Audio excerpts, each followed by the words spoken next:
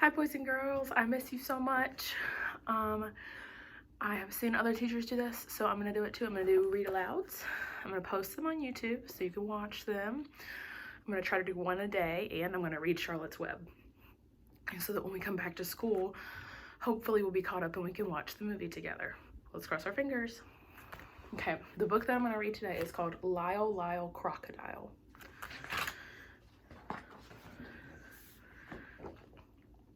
This is the house on East 88th Street.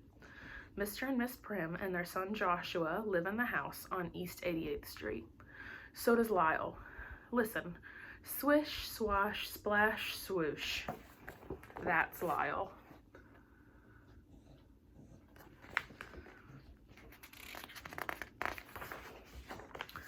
Lyle the Crocodile.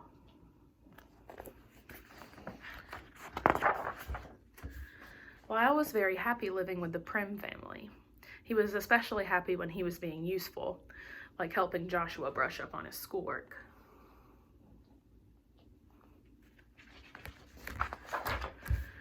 But if Lyle was happy, he was making someone else unhappy.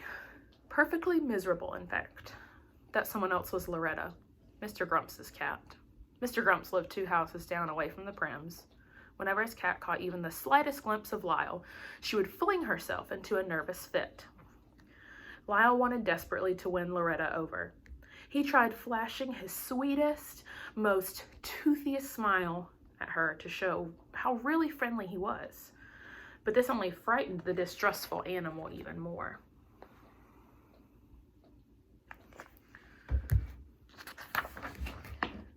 In the end, Mr. Grumps, who was even more excitable than his cat, would burst from the house, shaking his angry fist at Lyle. Something will have to be done about that crocodile, he shouted, as Lyle fled to the safety of his own house. To take his mind off his troubles with Loretta and Mr. Grumps, Lyle filled his days playing with Joshua and his friends. He loved being it.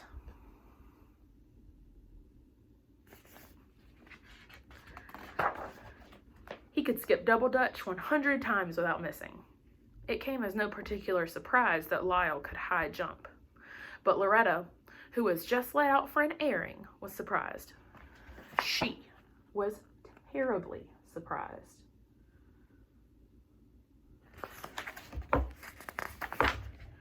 Loretta was so surprised and so shaken, she fled to the nearest tree, and no amount of coaxing would bring her down.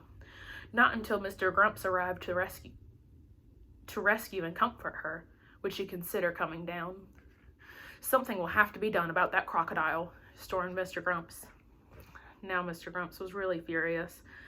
Now he knew he would be snappy, irritable, and impossible to live with when he returned to his job in a big department store the following day.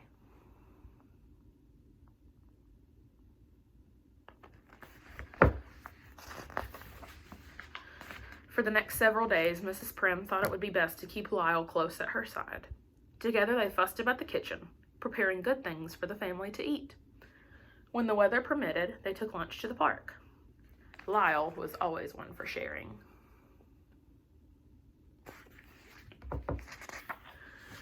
They even took trips downtown. There was so much to see in the big city and so much to do. Mrs. Prim could spend hours just browsing around at antique shops.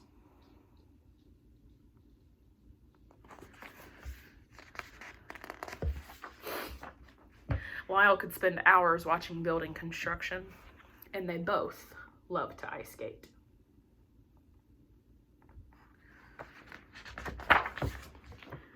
One day, Mrs. Prim and Lyle went shopping in the big department store.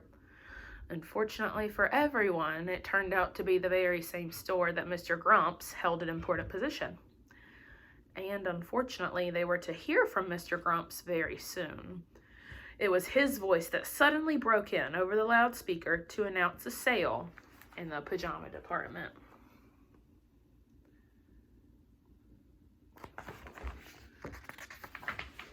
Immediately, it was as if everyone in the store was in desperate need of pajamas. Separated from Mrs. Prim, Lyle was swept along with the crowd. As they neared the pajama department, Lyle thought he heard a familiar voice. "Lyle, Lyle," the voice called out. And Lyle recognized the voice all right.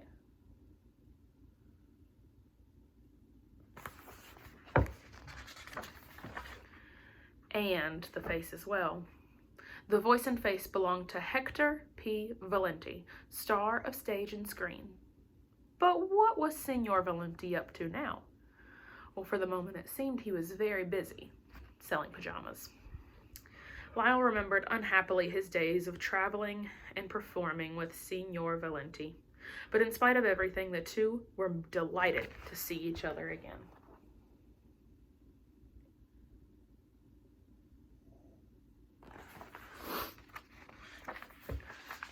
In another part of the store, Mrs. Prim searched frantically for Lyle. "Excuse me," she said to the lady at the information booth. "Have you seen a crocodile going past? He was wearing a red scarf." "No," answered the lady. "I have no information about a crocodile wearing a red scarf." "Excuse me," said Mrs. Prim to the sporting goods salesman. "Have you by chance come across the crocodile? His name is Lyle." "Sorry, ma'am," answered the salesman. "I've not come across any crocodiles named Lyle today." Mrs. Prim grew more and more upset. "Excuse me," she said to a man wearing a white carnation. "I've lost my crocodile and I don't know what to do." Whatever the man answered, Mrs. Prim never heard it, for his voice was lost in a chorus of other voices shouting, "More, more!"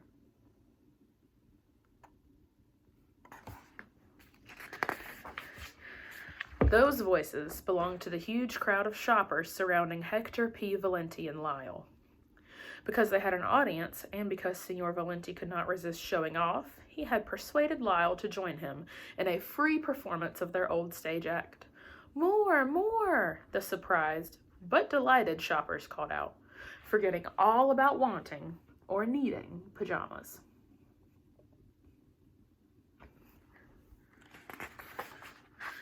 Mrs. Prim caught up with them just in time to hear still another voice, charged with fury, shout, "What is going on here?" This was Mr. Grumps. And when Mr. Grumps saw what was really going on, his face turned red, blue, and purple with rage. "Madam," he gasped, "we do not permit crocodiles in this store, you know. Remove him at once." "And you, sir," he said, pointing a dagger-like finger at Senor Valenti, "you are dismissed. Something will have to be done about that crocodile." Those warning words of Mr. Grumps still rang in their ears as they said goodbye to Senor Valenti outside the store.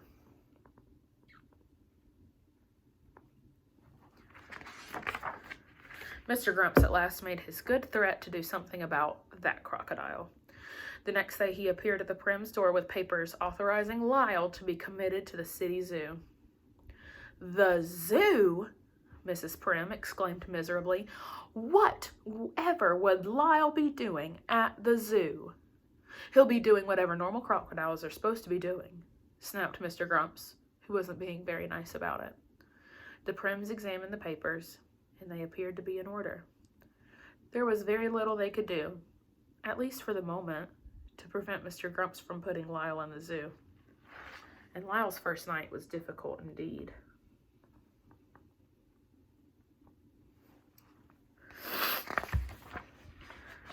Not wanting to seem unsociable, he decided to join the other crocodiles who were cozily piled together.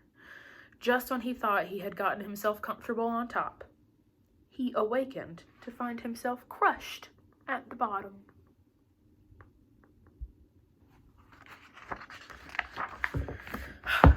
Lyle's restlessness annoyed the other crocodiles. They all just got up and stomped away in a huff. Lyle was much happier during the day. When visitors came, he amused everyone with his unusual tricks, and before long, he was the biggest attraction at the zoo.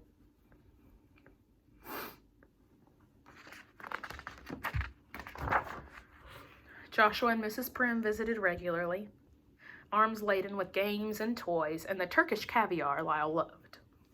Mrs. Prim did her best to smile and appear cheerful, but she just couldn't hide her concern. "Are you feeling all right, dear?"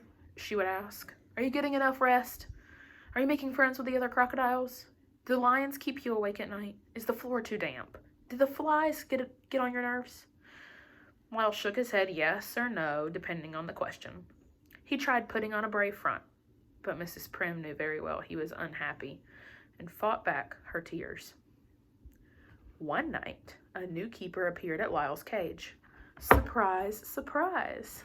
The new keeper turned out to be none other than Hector P. Valenti, star of stage and screen. Shh, whispered Valenti. I've come to rescue you. Signor Valenti unlocked the door of the cage, and Lyle was set free. You can't go home again, said Signor Valenti, when they had to put the zoo behind them. Signor Valenti was bursting with ideas.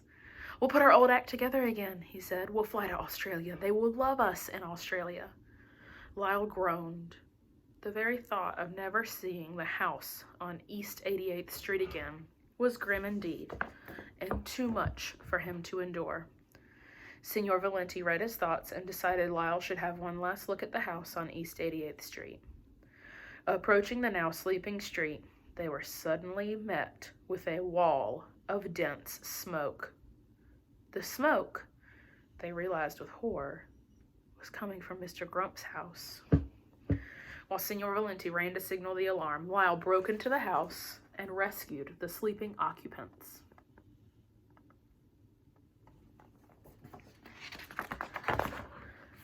A gasping, frightened Mr. Grumps and his cat were led to safety in the street. Now the Prims and the entire neighborhood were awake and witnessed Lyle's heroism. Mr. Grumps couldn't thank him enough. Ladies and gentlemen, said Mr. Grumps to the crowd of onlookers, Lyle is the bravest, kindest, most wonderful crocodile in the whole wide world. I would consider it a privilege and a pleasure to have him as our neighbor again. Hooray, shouted the Prims, and hooray, shouted the crowd.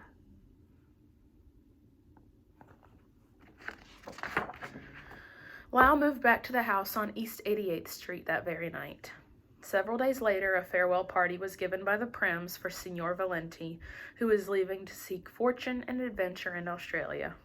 Remember, said Mr. Grumps, speaking to Signor Valenti, should you change your mind about leaving, a job in my store will always be yours. We need people with your kind of talent and ability. And everyone smiled happily.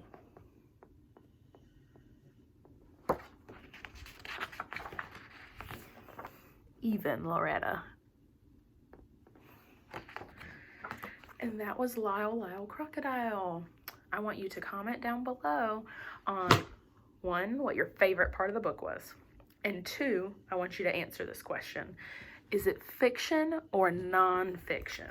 This book, fiction or non-fiction? And I want you to tell me how you know. So, favorite part of the book, fiction or non-fiction? Comment. I love you, and I hope I see you very soon.